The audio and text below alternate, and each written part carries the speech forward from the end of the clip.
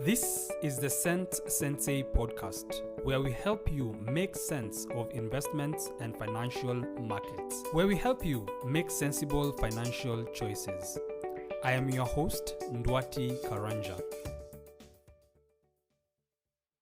A few weeks ago, my mother sent me a document on WhatsApp. It was a brochure about investing in palm trees that are used to make palm oil that is used in vegetable oil. And what she wanted to know was whether that was a good investment for her investment groups. And I realized that over the years, a lot of people, individuals, and also investment groups have asked me about different types of investments, have asked me to evaluate investments for them. And investment groups are powerful tools for building wealth. However, without that clarity, without knowing how to go about selecting an investment, it might not achieve the purpose that it was created for. Over the years, I've realized that for your investment group or your CHAMA to be successful, you need to run it the way major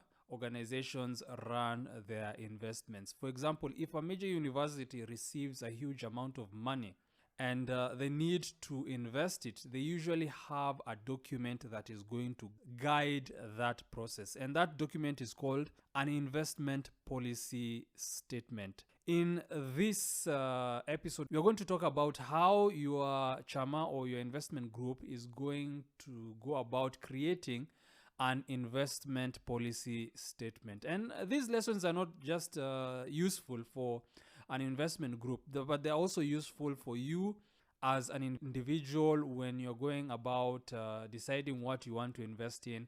You definitely are going to need an investment policy statement. An investment policy statement is made up of three major areas, which are who is responsible for what will you invest, and finally, how will you manage risks.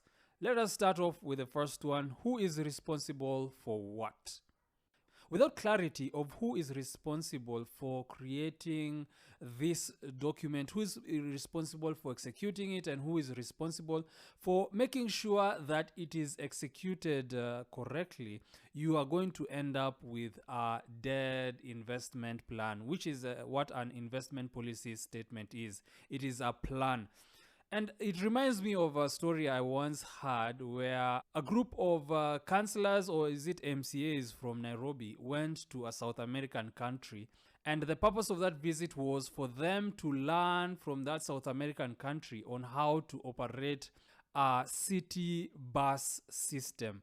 And when they got there, those people in that country actually told them that the plan that they were using for their city was actually a plan that had been created for Nairobi back in the 70s or 80s. However, that plan had just stayed dormant in Nairobi, while in this other country it had been implemented. That is what it means to have a dead plan. You can have the best possible laid out plan. However, if you don't have a means of making sure that it is implemented and making sure that it is implemented correctly, then you end up with a plan that is not functional, and you're not going to achieve the goals that that plan had. To make sure that you don't have a dead plan, you need to think about who is going to be taking the different roles in that plan that you're going to have.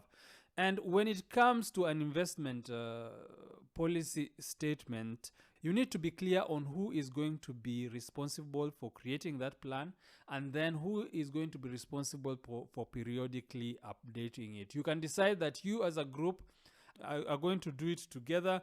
And the way you're going to be deciding what to put in the plan and what not to put in it is through a vote or something like that.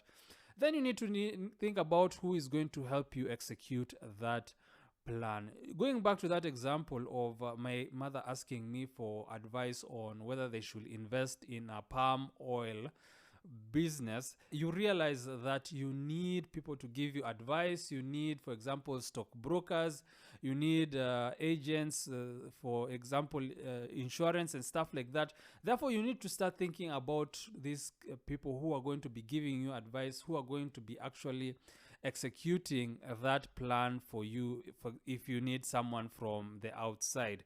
And then the final thing that you need to do is decide who is going to be responsible for ensuring that that plan is executed according to what you want as a group. You need someone who can engage with these external people that you might hire.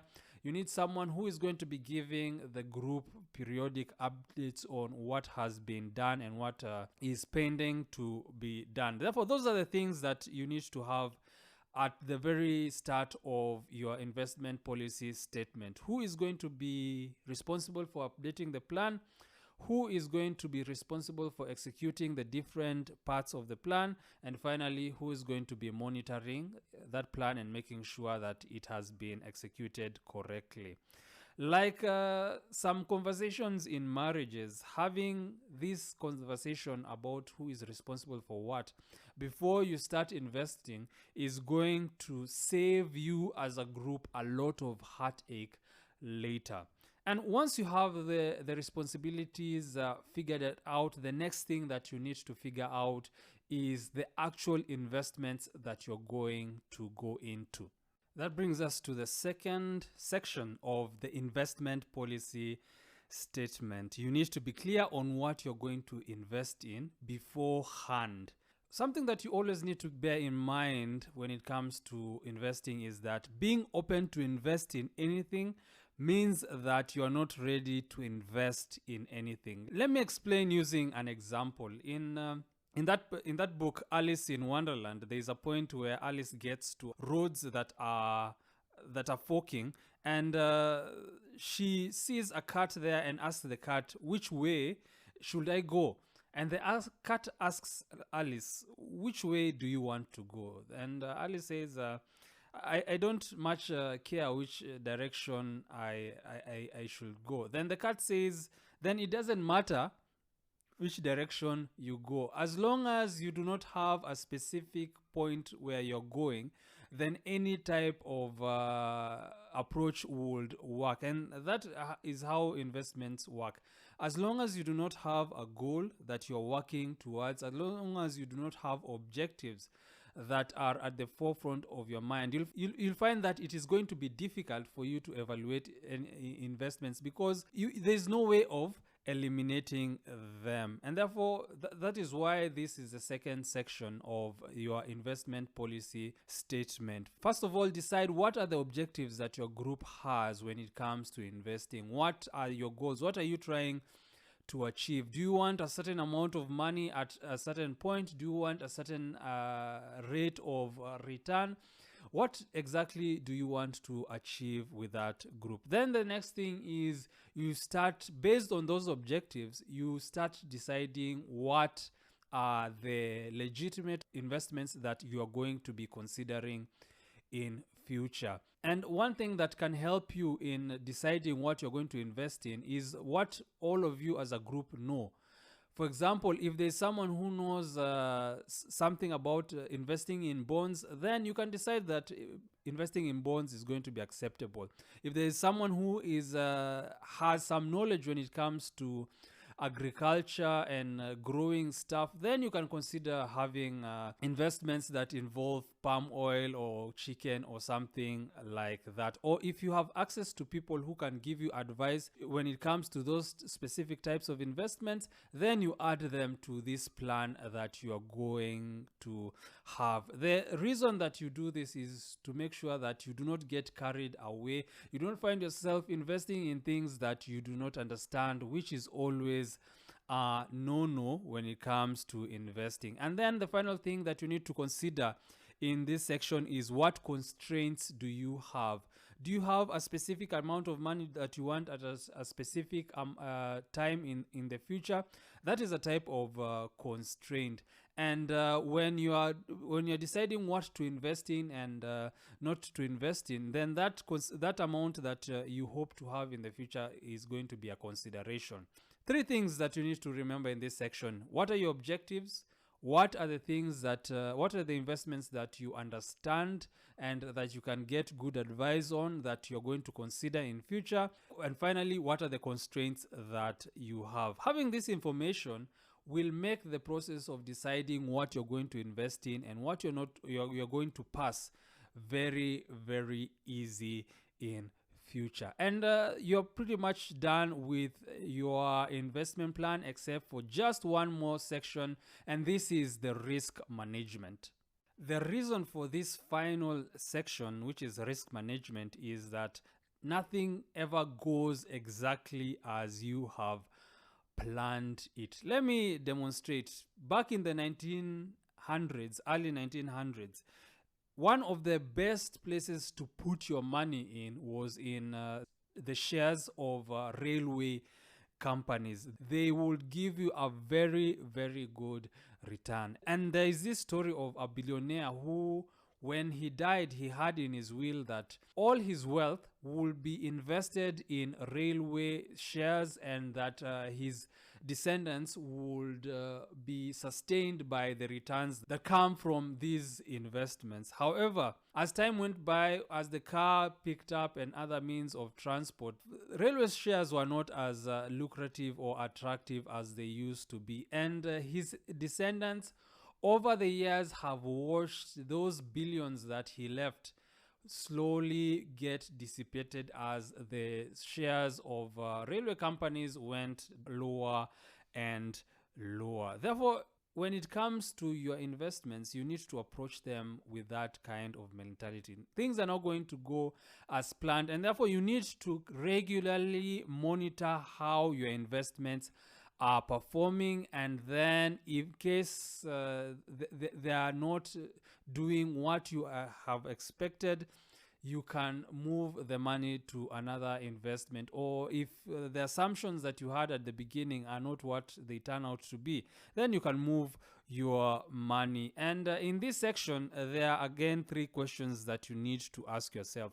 First of all, how are you going to be measuring the performance of your investments? For example, if someone tells you that this is the amount of money that you're going to be making from this palm oil investment, how are you going to know whether that is a good return? You need a benchmark. You need something that you can compare it to. And you might choose to decide that you're going to compare the return from that investment to the return that the stock market give, or something like that. It is very important for you to have those benchmarks for each of the investments that you've decided that you're going to invest in, to measure them against. Then the next thing that you need to think about is how are you going to measure the riskiness of an investment? And one of the ways that you measure the riskiness of an investment is how much the price fluctuates. If the price, for example, in a year fluctuates a lot, then you know that that is a risky investment. Again, going back to that palm oil investment, typically for agricultural products, they usually don't have quite stable prices. It keeps fluctuating up and down, and therefore that is what makes investing in agricultural businesses to have a degree of risk, that fluctuation in prices. And when you have an idea of the range that the prices fluctuate, then you can compare how risky one investment is against another. And finally, in this section, you need to think about the process that you're going to use to make changes to your investment. For example, if something is not what you expected it to be, how are you going to go about it as a group to fix that situation? You need to be clear on these things beforehand so that you're not carried away by fear or greed in the heat of the moment. Let me conclude. Before you invest as a group or even as an individual, there are things that you need to first of all figure out. There are things that you need to put in this investment policy statement. First of all, you need to know who is responsible at the different stages of the investment process of creating this investment plan. Then you need to base your investments on your goals and decide what exactly, because of those goals, what exactly are you going to invest in and what are you going to avoid. Finally, you need to know how you will know you are on track and what you will do when you are not. If you haven't had these conversations as a group, I hope that you're going to plan to do so as soon as possible. Abraham Lincoln said that if he's given 6 hours to chop down a tree, he's going to spend the first 4 hours sharpening his axe. The time that you spend working on an investment policy statement is you taking your time to sharpen your axe. And once you have that plan in place, it becomes much easier for you as a group to make investment decisions, and you'll find that over time you're going to be much more successful. This has been the Sensei Podcast. We release new episodes on Wednesdays and Fridays. Please subscribe and leave a comment on your favorite podcast provider. I am Ndwati Karanja. Until next time.